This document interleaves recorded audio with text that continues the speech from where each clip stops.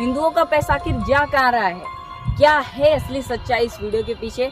आप जानते हैं? नहीं जानते तो आइए देखते हैं इसकी क्या सच्चाई। तो नमस्कार, मेरा नाम सागर है और इस समय आपके साथ जुड़ा हूँ एक बहुत खास जानकारी लेके और साथ ही साथ एक बहुत ही बढ़िया विशेषज्ञ के साथ। एक तरह से विशेषज्ञ कहा जाए या क्या कहा जाए, पर जो आपको सही जानकारी देंगे।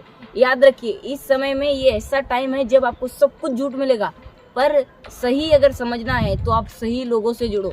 इसलिए मैं चाहता हूं कि वो वीडियो एक बार मैं आपको दिखा दूं, उसके बाद हम अपना सवाल और जवाब का सिलसिला शुरू करेंगे। आइए देखिए वो वीडियो।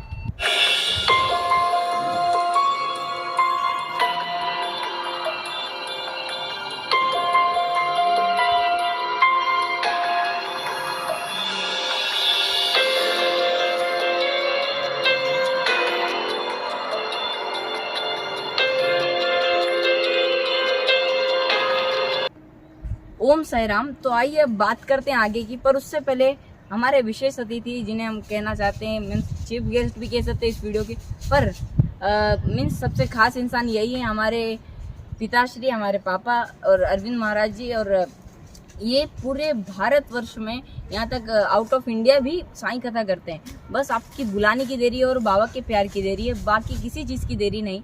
और साईं कथा में जो वर्णित किया जाता है, जो बाबा का वर्णन किया जाता है, उस प्रकार से आपको समझाया जाएगा कि इस वीडियो में और बाबा में क्या फ़र्क है। आप ये मत सोचिए कि ये शिरडी का वीडियो है, तो ये चीज़ मैं उतने अच्छे से नहीं बता पाऊंगा जितने अच्छे से पापा बता पाएंगे आपको, जितने अच्छे से वो एक्सप्लेन कर पाएंगे। तो आइए शुरू करते हैं। तो पहले सबसे पहले मेरे को ये सब कुछ शुरू करने से, आप कैसे हो? एकदम बढ़िया।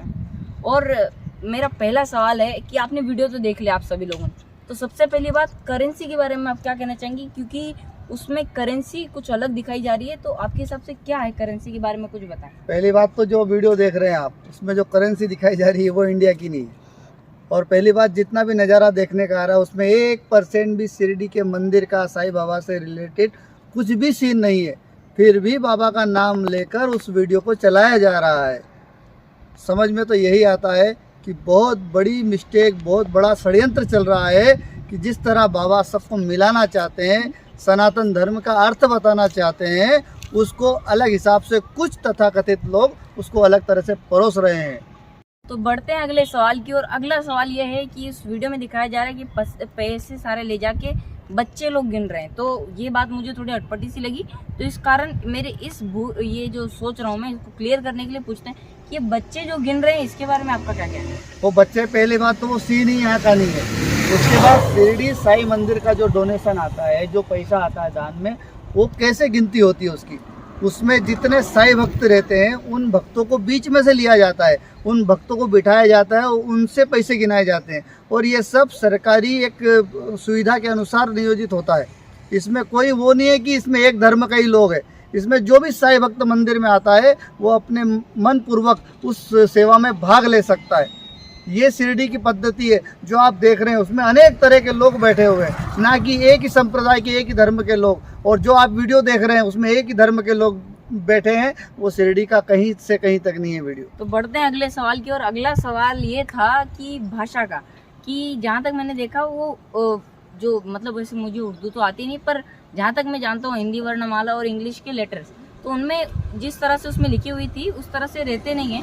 तो उसके बारे में क्या कहना चाहेंगे? मतलब संस्थान में ऐसा कुछ रहता है इंग्लिश की जगह उर्दू में लिखते हो? ऐसा उर्दू का कोई सिस्टम ही नहीं है। तो मराठी में या हिंदी में या इंग्लिश में आप लिखा हुआ देख सकते हैं। और मंदिर का कहीं सीन दिखाई दे तो हम बात करें, वैसे तो बात करना ही वो है, लेकिन उसको अनर्गल बहुत ज़्यादा तौर पर वायरल किया जा रहा है। और नीचे बाबा की हेडिंग लिखा जा रहा है कि हिंदुओं का पैसा देखो कहाँ जा रहा है। इसमें हिंदुओं का सवाल नहीं है। पूरा पैसा जो भी आता है वो एक हिसाब में रहता है, सरकारी निगाहों में रहता है। तो जब मैंने वो पूरा वीडियो देखा तो मुझे एक चीज़ उसमें बहुत अलग लगी कि देखिए, टोपी की तो बात है कि सब हमारे मुसलमान भाई बहन पहनते हैं, पर बात ये अलग है कि अगर हम उसे साईं मंदिर कह रहे हैं तो वहाँ पे सब जाति के लोग दिखने चाहिए। वहाँ पे सिर्फ और सिर्फ मुसलमान लोग ही क्यों दिख रहे हैं? इस बात पे थोड़ा सा प्रकाश डाली कि मंदिर में सब इसी तरह से आते हैं कि अलग भी रहता है कुछ? ये तो साफ साफ नजर आ गया, या तो किसी ईदगाह का या किसी मस्जिद का है। और आप देखिए जो दान पेटी दिख रही है वो भी हरी है। हमारे बाबा के मंदिर में कोई ऐसा दान पेटी हरी नहीं है। यहाँ तो सामूहिक जो साई भक्त आते हैं उनको गिनती करने के लिए बिठाया जाता है। और ये हफ्ते में 2 बार प्रक्रिया होती है। और लास्ट पॉइंट और सवाल मैं चाहता हूँ कि इसके बाद थोड़ी हम बात करेंगे, पर उससे पहले लास्ट पॉइंट ये है कि जिस तरह से वो वीडियो में देखा जा रहा है कि वो जो बनावट है मैंने कोई मंदिर में नहीं देखी।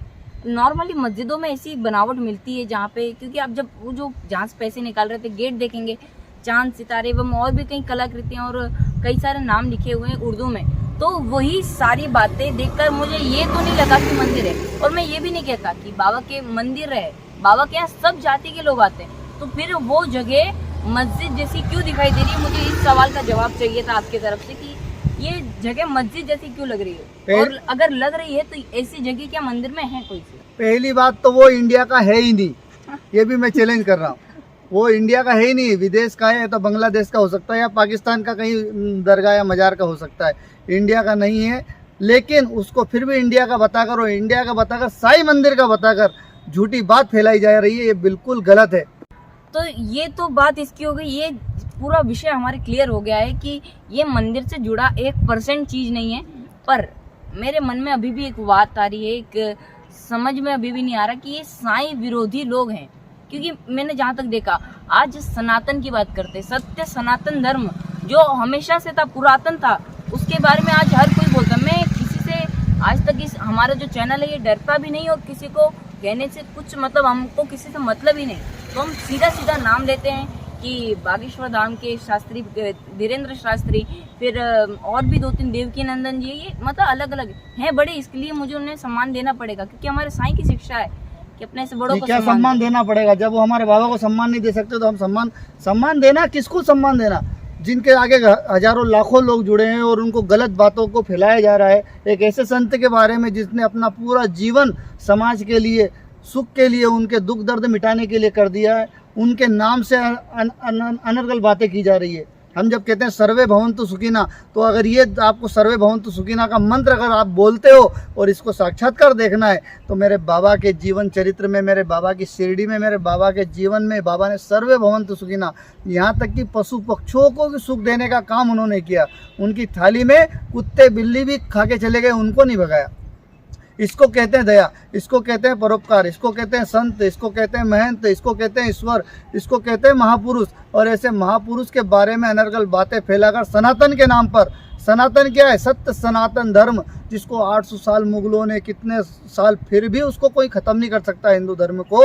तो फिर आप कैसे कह सकते हैं हिंदू धर्म खतरे में? और हिंदू राष्ट्र मतलब क्या है? हिंदू राष्ट्र तो आपको ऐसा दिखाना पड़ेगा कि हर कोई आपके हिंदू राष्ट्र में, हिंदू उसमें शामिल हो जाए। लेकिन इस तरह की बातें अनर्गल फैलाकर आप और इस हिंदू को कमज़ोर कर रहे हैं, इस सनातन को कमज़ोर कर रहे हैं। इसलिए साईं बाबा के बारे में बोलते समय आप सबको विशेष चेतावनी ऐसे साईं विरोधी लोगों को कि सोच समझ कर बोले, नहीं तो जैसे बोलते हैं वैसे हम आपके बारे में भी बोल सकते हैं।